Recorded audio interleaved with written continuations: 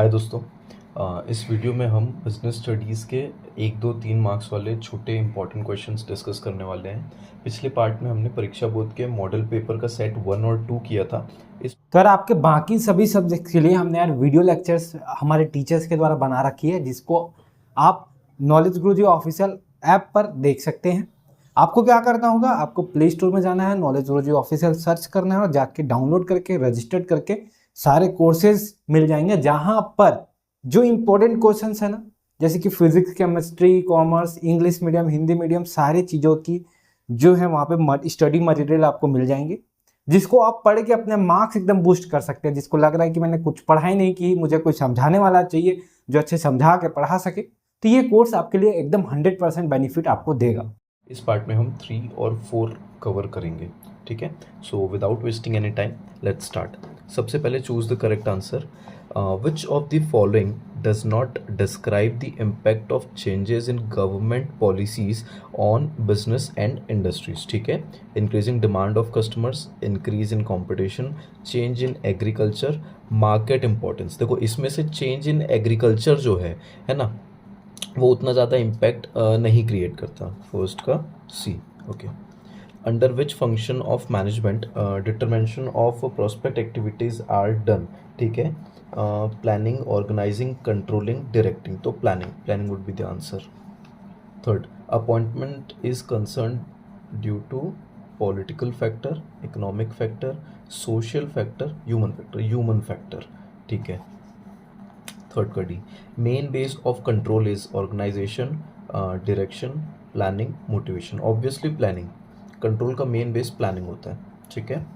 अगले क्वेश्चन पे आते हैं। One word question, what is determined before planning. Planning के पहले क्या डिटरमाइन करते हैं? ऑब्वियसली सबसे पहले हम ऑब्जेक्टिव देखते हैं, है ना। ऑब्जेक्टिव या एम क्या होता है, उसके बाद हम प्लानिंग करते हैं। तो एम और ऑब्जेक्टिव्स, ठीक है। What is the alternative name of informal communication? Grapevine, है ना। इनफॉर्मल कम्युनिकेशन का ऑल्टरनेटिव नेम होता है ग्रेप वाइन, ठीक है। For measure of execution which measure is used? Controlling, है ना। कंट्रोलिंग यूज़ किया जाता है मेजर करने के लिए, ठीक है। What is done to facilitate the transportation of the product and keep it safe? Packaging, है ना। किसी भी प्रोडक्ट को सेफ रखने के लिए, सेफली ट्रांसपोर्ट करने के लिए पैकेजिंग करी जाती है, ठीक है। अगले क्वेश्चन पे आते हैं। Management is both science and an art, explain. देखो ये जो क्वेश्चन है ना, ये क्वेश्चन इंपॉर्टेंट क्वेश्चन है एग्जाम पॉइंट ऑफ व्यू से, और ये ज़रूरी नहीं है कि छोटे ही मार्क्स वाले 3 मार्क्स में आए, ये 6 मार्क्स के लिए भी आ सकता है। तो हमने जो सेट ऑफ इंपॉर्टेंट क्वेश्चन जो हमने बनाए हुए हैं पुराने साल के क्वेश्चन को एनालाइज करके, जो नॉलेज गुरुजी ऑफिशियल ऐप में जो अवेलेबल है, उसमें मैंने ये क्वेश्चन पर डिस्कस कराया हुआ है 6 मार्क्स के लिए, ठीक है। तो अगर ये 6 मार्क्स के लिए आता है ना, तो आपको इसमें कंपैरेटिवली थोड़ा सा ज़्यादा लिखना होगा, और अगर 2-3 मार्क्स का आता है तो थोड़ा कम लिखना। देखो यार, मोटा मोटा इसमें यही बताया गया कि जो मैनेजमेंट है ना, वो साइंस और आर्ट दोनों है। कैसे? क्योंकि उसमें दोनों के गुण हैं, साइंस वाले भी और आर्ट वाले भी, ठीक है। एक बार आप रीड कर लीजिएगा इस आंसर को, बहुत ऐसा जिसमें कुछ रटने वाला नहीं है, आप खुद से भी लिख सकते हैं, ठीक है। ज़्यादा मार्क्स का आएगा तो आपको इसमें ज़्यादा लंबा लिखना होगा, बुक में भी आंसर गिवन है। अपन अगले क्वेश्चन पे आते हैं। Right main elements of social environment, ठीक है। सोशल एनवायरनमेंट के मेन एलिमेंट्स क्या क्या हैं? सबसे पहले तो sir traditions, second values, third social trends, ठीक है। ट्रेडिशन, देखो ट्रेडिशन का बेसिकली मतलब होता है यार कस्टम्स, है ना, family structure, caste, class, etcetera, ठीक है। वैल्यूज़ का मतलब moral principles like freedom, social justice, equality, etcetera. और उसके बाद सोशल ट्रेंड्स, जो ट्रेंड चल रहा होता है वो, ठीक है।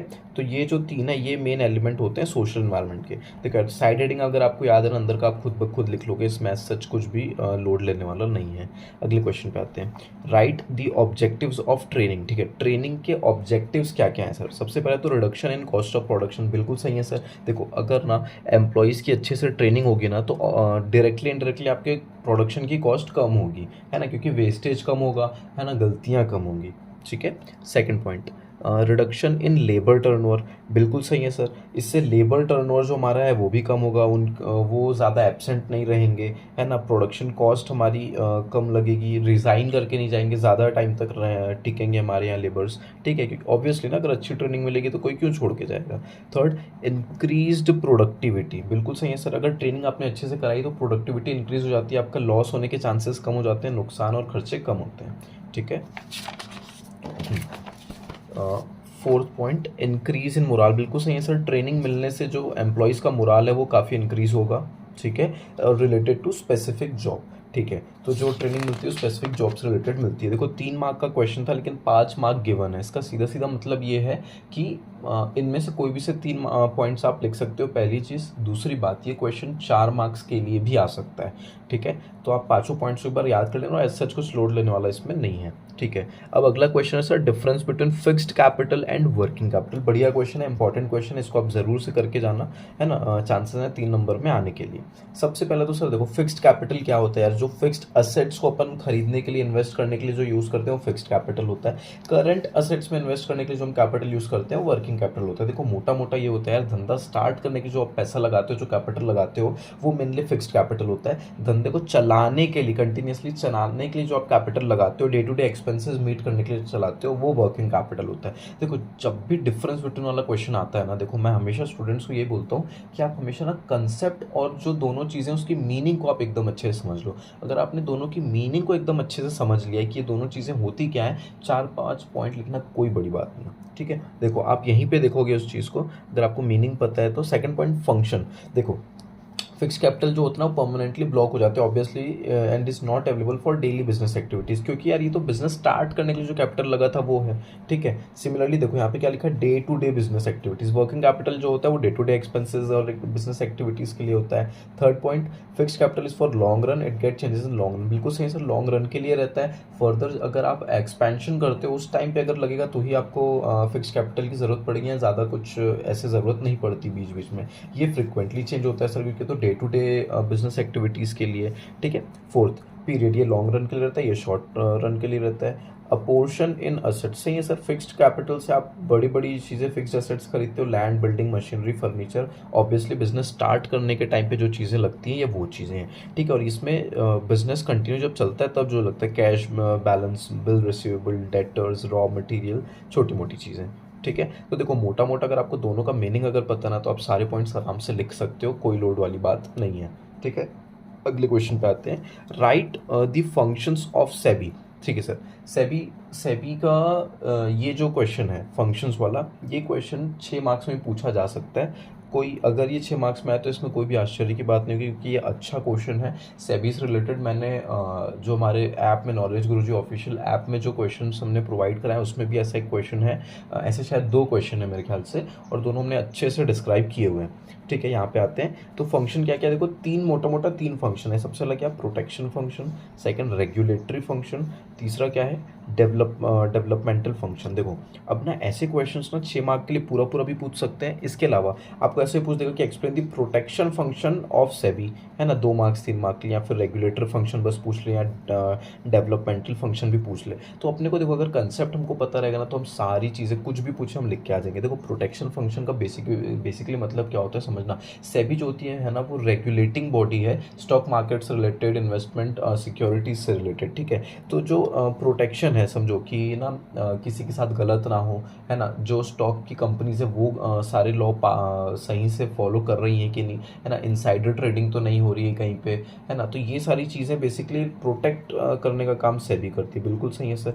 दूसरा, रेगुलेटरी फंक्शन, सर सारे रेगुलेशंस जो हैं, सारे regulations related to stock market, security market जो है वो सेबी ही गवर्न करती है, तो बिल्कुल सही है। सारे रूल्स रेगुलेशंस बनाने का काम इसी का है। डेवलपमेंटल फंक्शन सर समझना, सिक्योरिटीज़ के लिए इंटरमीडियरीज को ट्रेनिंग वगैरह देना जो है ना, और पब्लिकेशन एंड ऑल हो गया, लोगों को अपग्रेड करने का जो काम है ये भी जो है सेबी का ही, रिलेटेड टू स्टॉक मार्केट, ठीक है। तो मोटा मोटा जो फंक्शन हमने देख लिया, ये क्वेश्चन 6 मार्क्स के लिए भी आ सकते हैं, एक बार आप रीड कर लीजिएगा, बहुत ही ईजी सा क्वेश्चन है और अच्छा क्वेश्चन है, ऐसे क्वेश्चंस आते हैं एग्जाम में, ठीक है। अब हम अगले सेट पे आते हैं।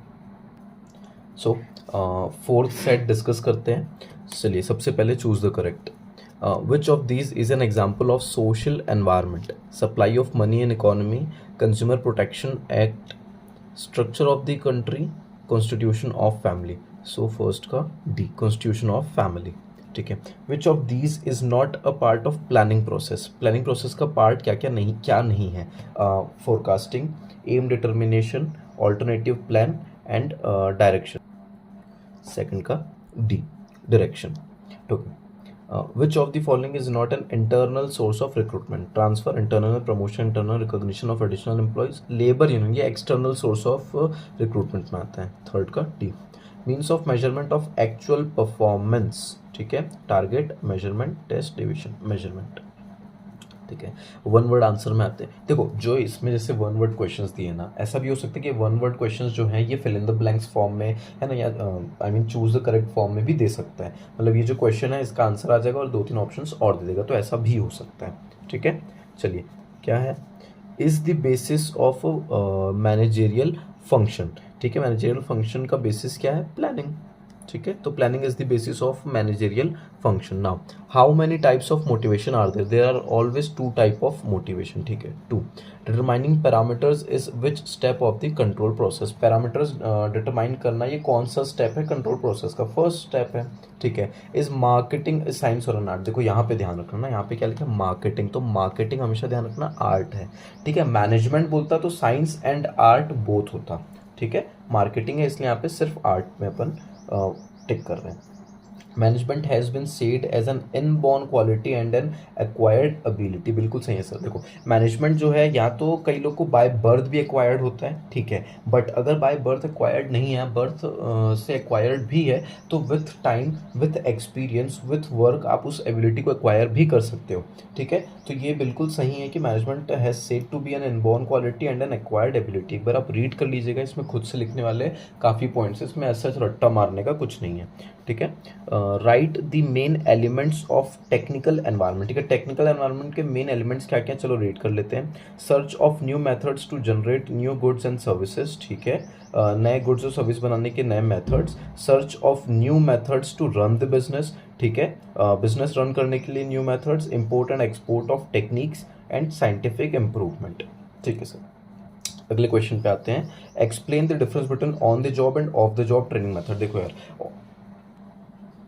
On the job training method का बेसिकली मतलब ये होता है कि जो हमारा वर्क प्लेस है ना वहाँ पे ट्रेनिंग देना, और off the job training method का मतलब है वर्क प्लेस के अलावा कहीं और सेपरेटली ट्रेनिंग देना। मोटा मोटा इसका मतलब यही होता है, ठीक है। तो मीनिंग में तो यही लिखा हुआ है। सेकंड पॉइंट देख लेते हैं। While working in it the principle of learning is adopted, ठीक है, principle of learning is adopted. It follows the principles of learning before work, बिल्कुल सही सर। वर्क के पहले जो है प्रिंसिपल ऑफ लर्निंग अडॉप्ट होती है, इसमें काम के साथ साथ अडॉप्ट होती है, ठीक है ना। Employees are trained at their training work place, बिल्कुल सही है। ट्रेनिंग वर्क प्लेस में ये होते हैं, ये actual work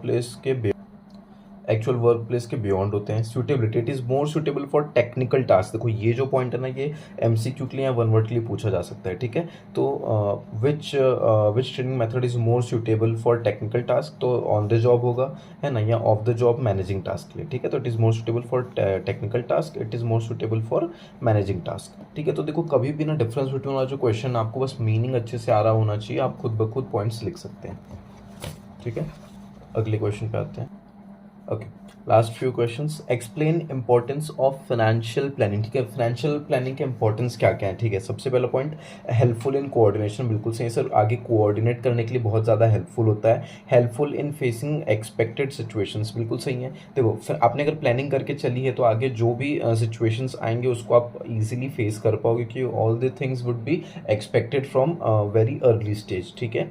helpful in avoiding business stock and surprises, बिल्कुल सही है सर, है ना। किसी भी टाइप का सरप्राइज मतलब ना है। सरप्राइज का बेसिकली मतलब यहाँ पे ये है कि ना किसी भी टाइप की दुर्घटना ना हो या अनएक्सपेक्टेड कुछ लॉस या ऐसा कुछ ना हो, तो अगर आपने प्रॉपर प्लानिंग की हुई है फाइनेंशियली तो दिक्कत नहीं जाती है, ठीक है। तो ये 3 पॉइंट्स अंदर आप आराम से लिख सकते हैं। Explain the importance of money market, okay. Money market के इंपॉर्टेंस पूछ रहा है सर, ठीक है, बता देते हैं इंपॉर्टेंस ऑफ मनी मार्केट क्या है। इट हेल्प्स फाइनेंशियल इंस्टीट्यूशंस, बिल्कुल सही है सर, ये फाइनेंशियल इंस्टीट्यूशंस को मदद करता है। दी वेरिएबिलिटी, सर बिल्कुल सही है।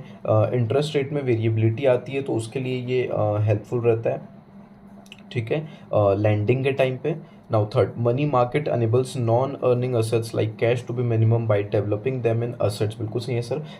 मिनिमम कैश डेवलप करने पे मदद करता है। मोर लिक्विडिटी सर, है ना, तो मनी मार्केट में मोर लिक्विडिटी रहती है, उसके अलावा it provides fund to both national and international trade, बिल्कुल सही है सर, नेशनल और इंटरनेशनल ट्रेड में काफ़ी हेल्पफुल रहता है। Through money market short term finance is easily available to government, bank, industrialist etcetera.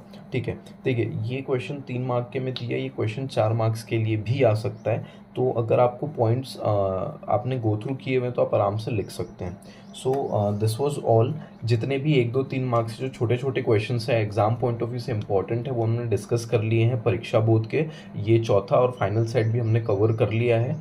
ठीक है, पहले वीडियो में 2 सेट किए हैं, नेक्स्ट वीडियो में 2 सेट किए हुए हैं। तो हो सकता है या तो मैं एक साथ मर्ज करके यूट्यूब पे अवेलेबल करा दूंगा या फिर 2-2 सेट का एक वीडियो बना के डाल दूंगा, कोई दिक्कत नहीं। आप चारों सेट्स को देख लीजिएगा, बहुत ही कम टाइम पे बना हुआ है। अगर आपको स्पीड स्लो लगे तो 1.25 में भी आप वीडियो को देख सकते हैं। मोस्ट प्रोबेबली इसमें से कुछ कुछ क्वेश्चंस आ सकते हैं या कुछ कुछ क्वेश्चन से रिलेटेड क्वेश्चंस आ सकते हैं। ठीक है, जैसे on the job training method और off the job training method का हमने अभी डिफरेंस बिटवीन देखा। हो सकता है पेपर में आपको ऑन द जॉब या ऑफ द जॉब का सिर्फ एक मीनिंग पूछ ले, तो ऐसा भी हो सकता है। तो चांसेस है कि इसमें से कुछ कुछ क्वेश्चन उठ के आ सकते हैं। ठीक है, so all the best for your exams. अच्छे से मेहनत कीजिए, 2-3 दिन में एग्जाम है, फोड़ के आएंगे सर। और बिल्कुल 100% पेपर हमको कवर करके आना है, हमको कुछ भी छोड़ के नहीं आना है। ठीक है, सबसे बड़ी गलती हम ये करते हैं, हम स्टार्ट से स्पीड मेंटेन नहीं रखते हैं। थियोरी सब्जेक्ट जो होता है और स्पेशली बिजनेस स्टडीज ऐसा सब्जेक्ट है जिसमें हमको कभी भी छोड़ के नहीं आना चाहिए, हमेशा पूरा का पूरा अटेम्प्ट करके आना चाहिए, चाहे आता हो या ना आता हो।